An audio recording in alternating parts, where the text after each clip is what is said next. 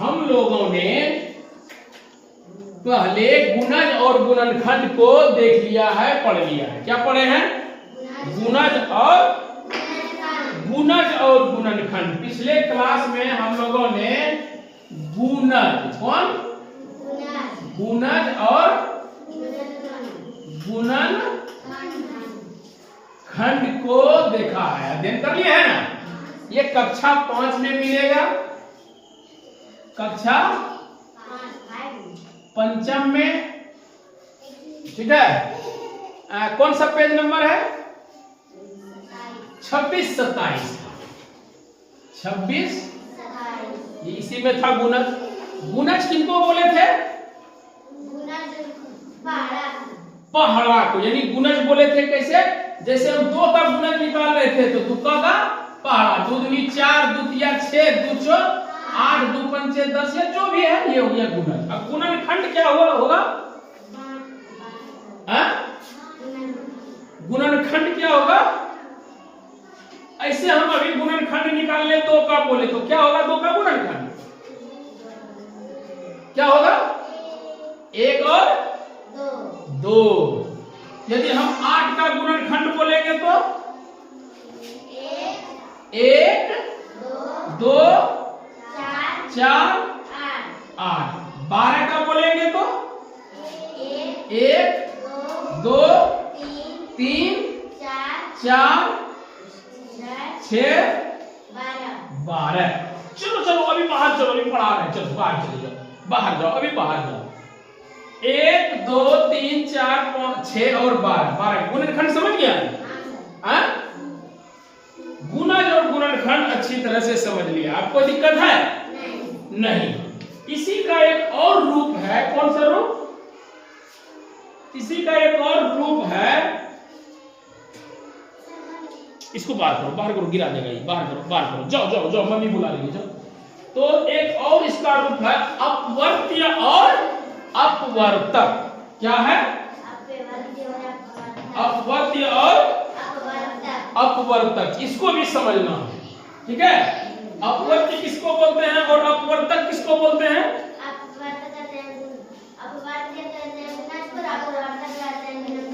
गुणनखंड को, ठीक है। तो अपवर्त्य और अपवर्तक को हम लोग देखेंगे। इसको मिटा दें, इसको तो पहले भी पढ़ा चुके हैं।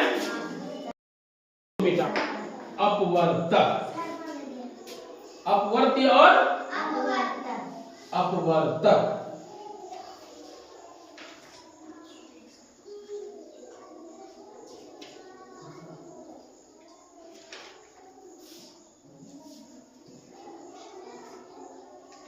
तो अपवर्त्य सबसे पहले क्या बताए?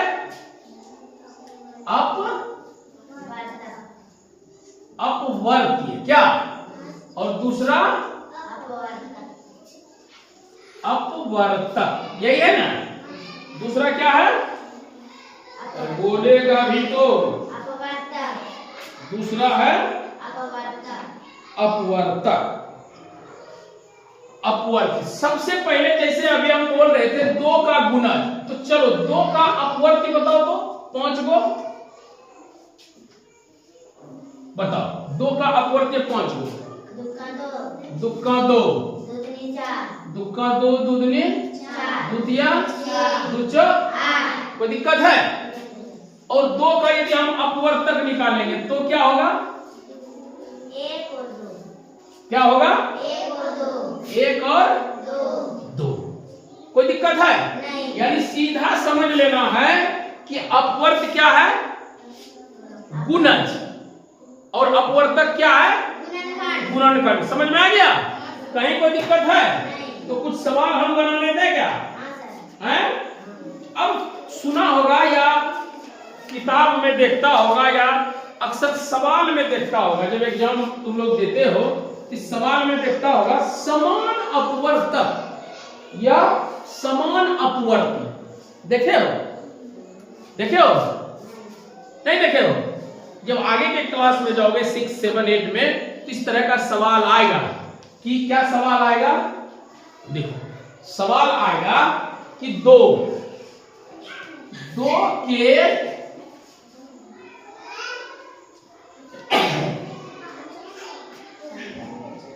सवाल आएगा 2 के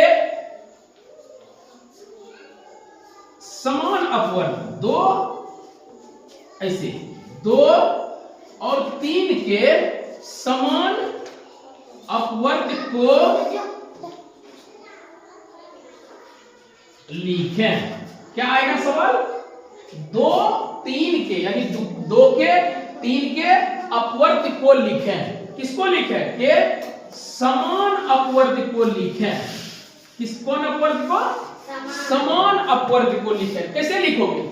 सबसे पहले हम 2 के अपवर्त निकालेंगे। 2 का क्या अपवर्त होगा?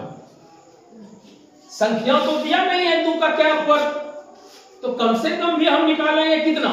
देखो 2 का 2, 2 दूनी 4, 2 तिया 6, 2 चौक 8, 2 पंचे 10, 2 छक 12, 2 सत्ती 14, 2 अठी 16, 2 नमा 18, 2 दही।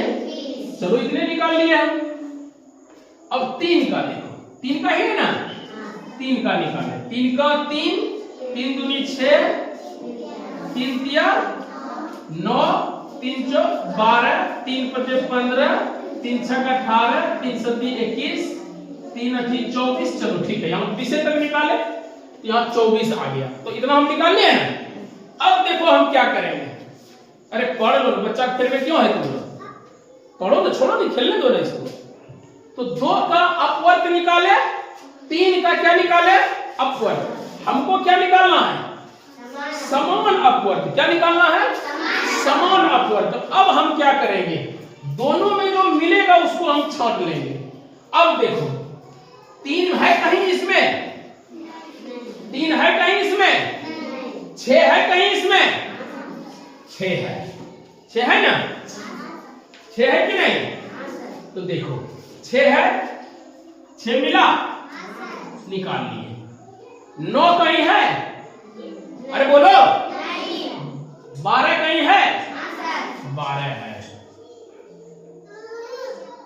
12 निकाल लिए। 15 कहीं है? 18 है? 18 है। 21 24 ये सब तो नहीं है, क्योंकि हम तो 20 तक निकाले। ऐसे यहाँ 24 मिल जाएगा। क्यों मिल जाएगा? यहाँ हो जाएगा 22 और यहाँ हो जाएगा 24, हो जाएगा ना। तो 24 भी हो जाएगा, लेकिन हमको इतने दूर तक निकालना है। वहां सवाल में लिखा रहेगा कि 5 अपवर्त निकाले, ठीक है? ऐसा नहीं लिखा रहेगा जितना मन तितना रहेगा। क्या कि 5 अपवर्त निकाले, 6 अपवर्त निकाले, या तो 6 तक ही हम निकालेंगे। अब हम क्या करेंगे, गौर से देखना। अरे 2 मिनट जाओ। तो क्या निकालेंगे? अब देखो कौन कौन मिला। 6 मिल गया, 6 के बाद कौन मिला? 12, 12 के बाद 18, 18 के बाद 24। तो समान अपवर्त में यही आंसर आ जाएगा। समझ में आ गया?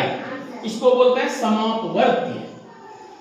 लघुत्तम समापवर्ती पढ़ते हो? यही हुआ समापवर्ती। क्या हो गया? इस यहां लिखा रहेगा किताब में समापवर्ती। क्या रहेगा? समापवर्त। समझ में आ गया? ये हो गया समापवर्त। इसी तरह हो गया अपवर्तक से हो गया समाप अपवर्त, अपवर्तक से हो जाएगा समान अपवर्तक। क्या होगा? समान अपवर्तक। तो समान अपवर्तक के लिए हम क्या करेंगे कि गुणनखंड जैसे निकालते हैं, गुणनखंड जैसे निकालते हैं, गुणनखंड निकाल के जो जो मिलेगा सबको निकाल देंगे। समझ में आया? तो आज हम सबसे पहले गुणज और गुणनखंड को रिवाइज किए, कर लिए, याद आ गया। इसके बाद हम आज अपवर्त और अपवर्तक को जाने। अपवर्त क्या हो गया? अपवर्त हो गया गुणज। क्या हो गया? गुणज। अपवर्तक क्या हो गया? गुणनखंड। यही हो गया। उसके बाद हमने आज समान अपवर्त को निकालने सीख लिए। सीख लिया? कल हम समान अपवर्तक को जानेंगे। इसके बाद हम एलसीएम को पढ़ेंगे, लघुत्तम समापवर्तक और महत्तम समापवर्तक। इसके बाद हम भिन्न की ओर जाएंगे। ठीक है? इसको बढ़िया समझ लो और घर से यही सवाल एक पन्ना बना के लाना है। अच्छा है ना? चलो बहुत बहुत